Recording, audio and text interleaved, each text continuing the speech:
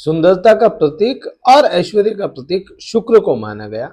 और जब वही शुक्र आपके सप्तम भाव और द्वादश भाव के मालिक होते हैं तो आपके लिए कुछ अच्छी चीजें और कुछ बुरी चीजें दोनों ही रिप्रेजेंट करते हैं।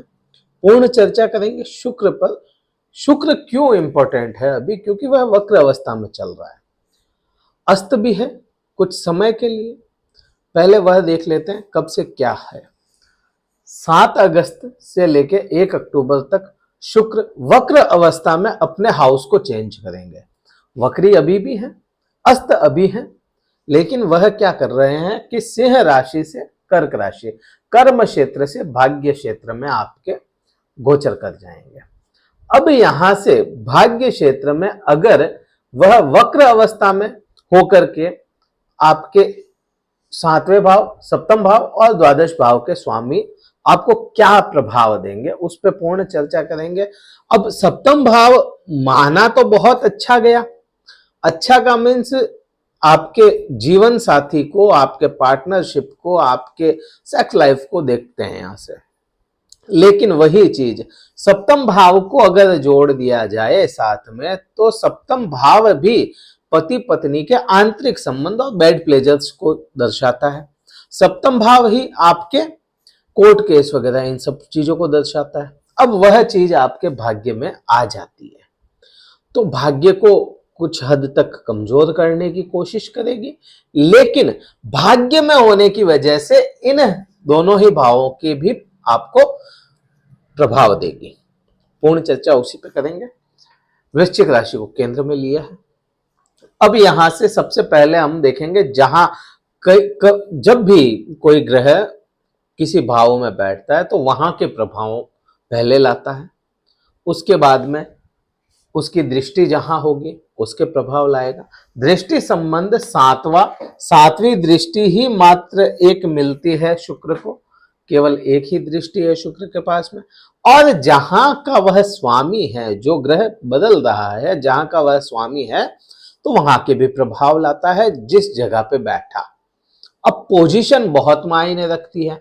अगर वह गलत जगह बैठा है तो गलत प्रभाव उसको लाने ही है, बाध्य हो जाएगा कि उसको वहां से गलत प्रभाव ला ले। लेकिन शुक्र आपके नवम भाव में बैठा है। नवम भाव का मतलब आपके लिए बहुत अच्छी पोजीशन हो गई। तो यहां से आपको क्या प्रभाव लाएगा?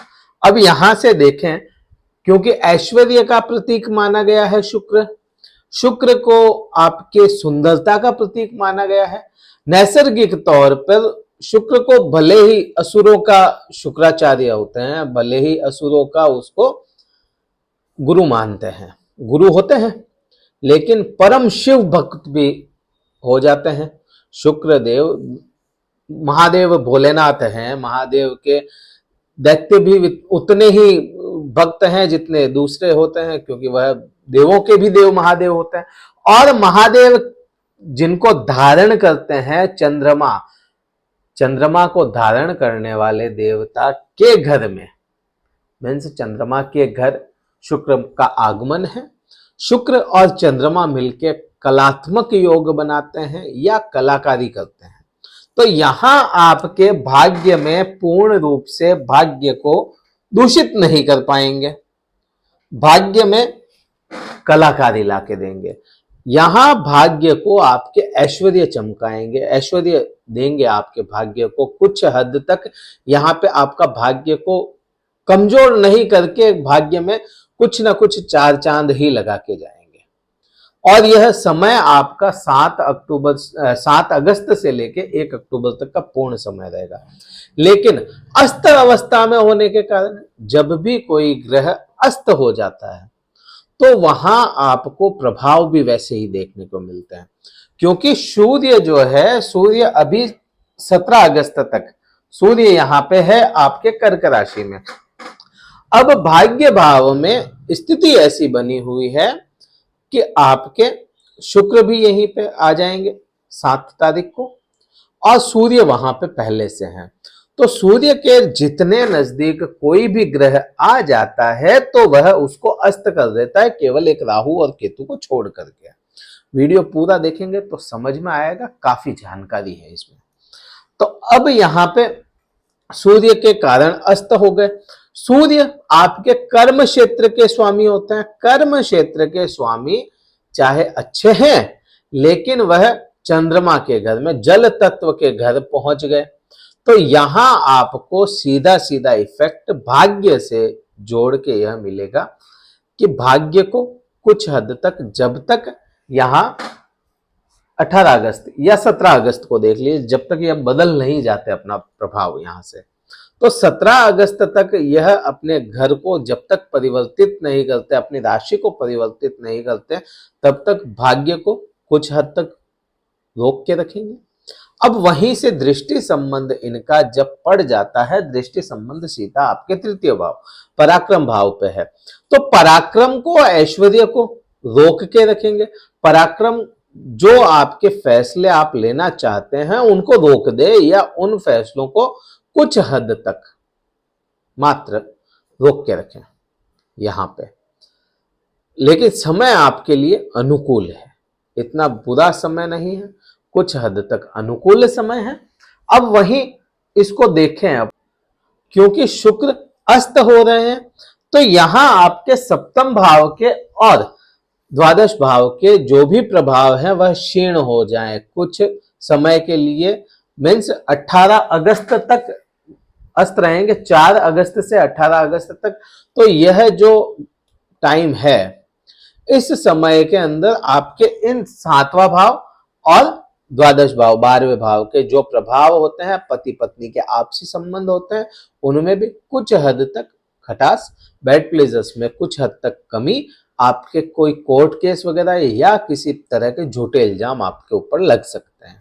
यह केवल और केवल जब तक यह अस्त हैं तब तक रहेंगे। उसके पश्चात जैसे ही उदित होते हैं, 18 तारीख को उदित हो जाएंगे। 18 तारीख को जैसे ही उदय होते हैं, उसके बाद में आपके सारे ही प्रभाव, भाग्य में ऐश्वर्य में देखने को मिलेगा, आपके पराक्रम में किसी प्रकार की कोई कमी देखने को नहीं मिलेगी, क्योंकि शुक्र की दृष्टि आपके तृतीय भाव पराक्रम भाव पे रहेगी, और पराक्रम भाव आपका मिलता है शनिदेव को।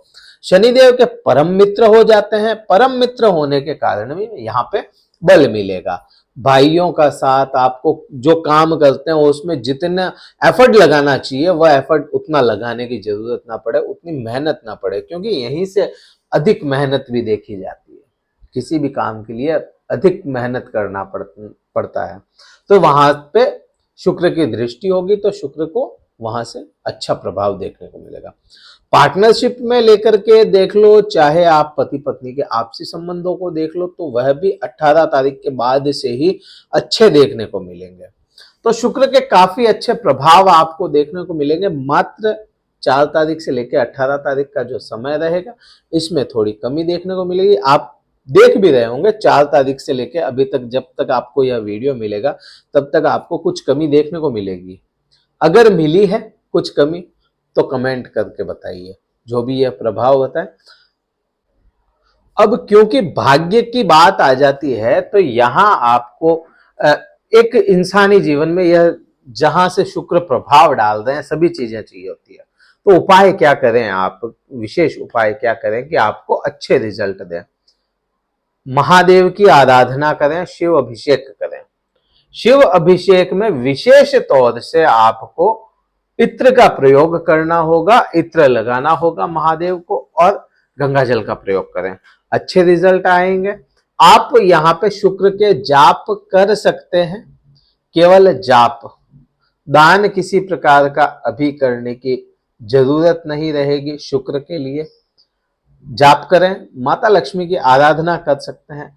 विशेष रहेगा आप शुक्र के लिए अभी के समय में इत्र से अभिषेक, इत्र लगा करके अभिषेक करने के पश्चात इत्र लगाए महादेव को, विशेष आपको रिजल्ट देगा। यहां से यह उपाय कर सकते हैं आप। अगर हमसे कुंडली विश्लेषण करवाना चाहते हैं तो डिस्क्रिप्शन में नंबर मिल जाएंगे, कार्यालय के नंबर हैं, पर्सनल नंबर नहीं है।